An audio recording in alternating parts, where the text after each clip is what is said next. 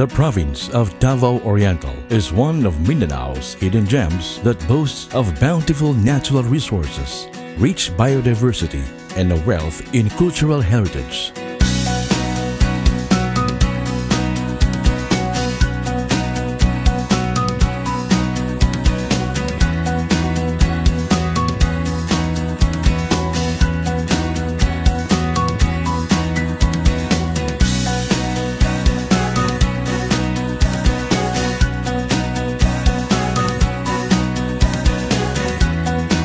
Famously known as the sunrise capital of the Philippines, Davao Oriental is also considered the archipelago's last frontier owing to its geographical location situated at the southeasternmost tip of Mindanao. Bounded by the Davao Gulf and Celebes Sea in the south, Davao Oriental strategically faces the vast Pacific Ocean in the east, making it Davao region's gateway to the Pacific, an advantage which leveraged the province for huge potentials on tourism and investments.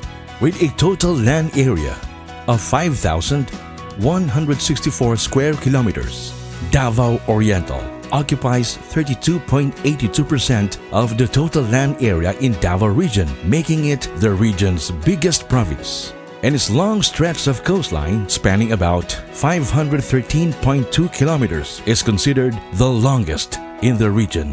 Divided into 2 congressional districts, Davao Oriental is composed of 10 municipalities and 1 component city and has a total of 183 barangays. Its capital, City of Mati, the heart of the province's trade and economic activities, is where the seat of the provincial government is located. Davao Oriental is a rugged mountainous province with rolling hills and patches of alluvial plains. It is characterized with an extensive chain of mountain ranges and an even distribution of plateaus, interspersed with valleys, swamps, and lowlands.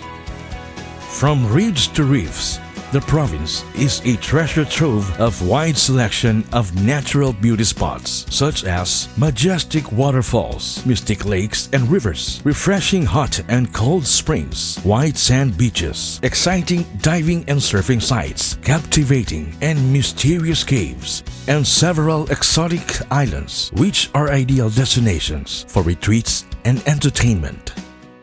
To complement this plethora of natural resources, the provincial government has poured huge investments, particularly in establishing world-class tourism sites to boost the province's eco-tourism potentials. Davao Oriental is also rich in various mineral deposits and a leader in the wood industry. However, agriculture remains to be its main industry as it is one of the province's major economic drivers. Despite being hit by Super Typhoon Pablo in 2012, Davao Oriental stands to be one of the country's premier coconut-producing province, as well as the biggest abaca producer in the region.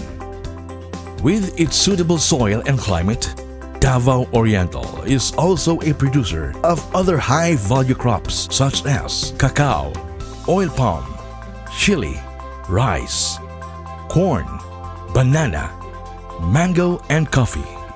Davao Oriental also has the region's biggest aquaculture and a part of the Tuna Highway. With its long stretch of coastline, which comprises about 3% of the country's total coastline, coastal and marine resources play an integral part in the lives of the people.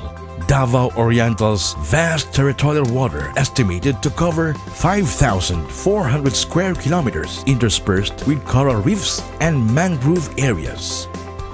The coastlines of the province also include bays and coves that play an important role in the fishing activities of its fisher folks. One of them is the Puhada Bay of Mati City, covering 21,200 hectares of protected seascape and landscape, declared as one of the most beautiful bays in the world during the 15th World Bays Congress in Toyama Prefecture, Japan. The bay is a traditional fishing ground of indigenous peoples from the Bandaya and Kagan tribes. It also houses several seaweed production projects, fish sanctuaries, fish cages, and a mariculture park.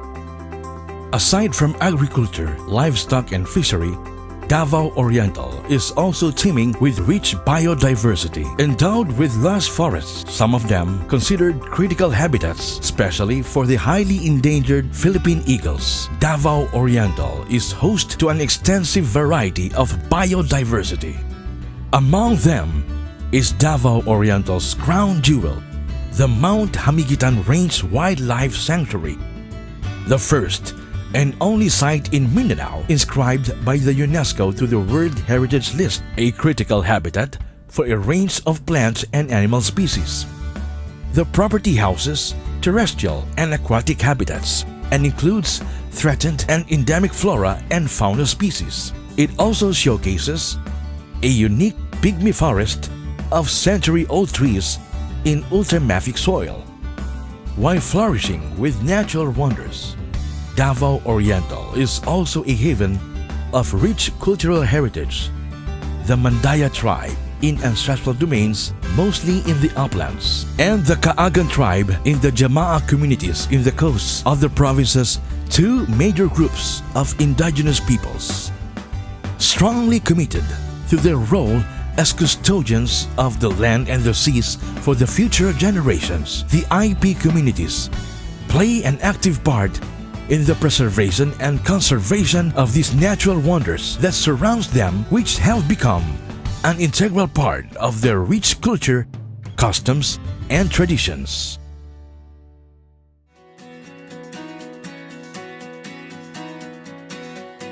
Sharing the same strong commitment, the government, from the national, provincial, municipal, and down to the barangay local government units, have been working together to ensure a balance between economic development and the preservation of the province's natural wealth. Guided by a comprehensive policy direction, the provincial government, under the leadership of Governor Nelson Dayanghirang, crafted its updated Provincial Development and Physical Framework Plan PDPFP 2017-2022, aligned with the thrust and targets set in the Sustainable Development Goals, Philippine Development Plan, and the Davao Regional Development Plan, which continuously work on 5 areas, namely defeat poverty, safeguard the environment, expand access to infrastructure, sustain public order and security, and strengthen effective governance. With this, the provincial government sets an ambitious goal to create a province marked with economic growth and prosperity, alongside with the existing programs in agriculture, infrastructure, tourism, investment, education, health, and peace and order, among many others. The provincial government,